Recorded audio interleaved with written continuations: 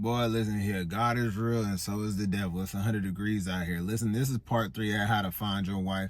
I'm going to make it short because I don't want to cook in this car and the AC going to be blowing in the mic and y'all ain't going to be able to hear me. So let's make this short. First video, we're talking about physically, spiritually, and mentally being where you need to be. The second video was about making sure that wherever you go, you're dressed like you're going to meet your wife, about shooting your shot, being direct, being okay with rejection, keep shooting until you get the woman's number that you want. Not saying that we harass a woman after she says no. We don't do that, but we just shoot our shot at different women who look like our wives until we get a woman who says okay or gives us her number. Part 3 is this. Listen, my suggestion is once you get her number, I think you should talk to her from a Monday to a Friday, so roughly about 5 days.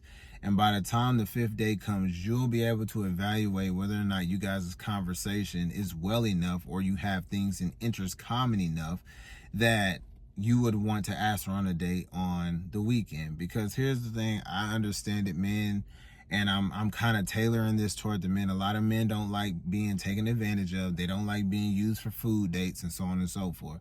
So if you're on the phone, you're texting this woman and like y'all don't text for 3 or 4 days, the connection's not there, you know, you don't have to waste your time asking her out on the date. It's no point because y'all not connecting via text, call, or FaceTime. So there's no point in asking for the date. But if y'all are connecting, then there's a chance that y'all will connect in person. Not always, but sometimes. And the other thing to take in consideration, make sure you date within your means. Do not sit here and blow a bunch of money on the first date or whatever, because what you have to realize is how you start is how you have to finish. If you spoil a woman, you give her all these things and all these materialistic things as a relationship goes on, if there is a relationship, she's going to want those things to continue. And if you fall off, then she's going to claim that you've been switching up. So you should start how you're going to finish. If you're a frugal guy, if you like giving small gifts and things like that, and you can maintain that, that's how you should start. So for me personally, I'm going to get a lot of flack for this, and women are going to be upset about it and all this other stuff, because that's fine. They have this whole thing going on social media about arguing about coffee dates and stuff. Take her on a coffee date. Take her on a coffee date, take her out for ice cream. Because let me tell you something, if she complains about the type of date you take her on, she ain't the one for you in the first place. It shouldn't be about, you know, how expensive the place is that I'm taking you. It should be a simple get together where me and you can truly get to connect. Me and you can truly get to know one another. You can sprinkle some stuff in there like, hey, let's, you know, go get ice cream. And then if the ice cream goes well, okay, maybe plan something after that. You know, maybe we can go do this or maybe we can go do that if it's going well and you guys just don't want to, you know, break apart from each other because the conversation and the connection is so magnetic. So there's things that you can put into the day, right? So you can start off with just some ice cream, and then you can start off to do something else. Or it can start off with just coffee, and then it can go into something else, like a little brunch spot or something like that.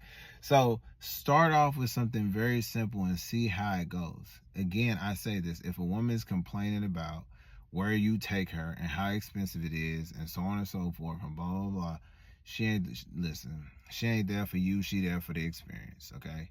After y'all have had a great time together, when she is about to leave, you want to make sure you tell her, hey, listen, can you let me know when you make it home? It's just a nice gesture to let her know that you care.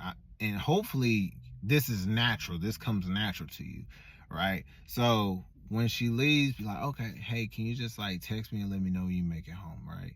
And then after that, you know, you just constantly build on that. Y'all spend more time together. Y'all having conversations together. You know, you guys are going out each weekend. You're going there, doing this, having fun. Switch it up a little bit, right? Some things don't have to always be simple. It don't have to be like coffee and ice cream. Okay, well, maybe next time, let's go to the farmer's market, right? Let's pick up some food. Or maybe this time, let me cook you a meal or something like that. Or, hey, let's go on a picnic and let's make sandwiches or something like that. So listen, you know, switch it up, be spontaneous, have fun with it, you know, get to know her, you know, and pay attention to her, pay attention to the things she likes, pay attention to her mannerisms, pay attention to everything. Like, you're sitting here, you're focused, you're zoned in, you're looking at her, you're talking to her, you're having fun with her. Like, just enjoy the moment while still taking in information.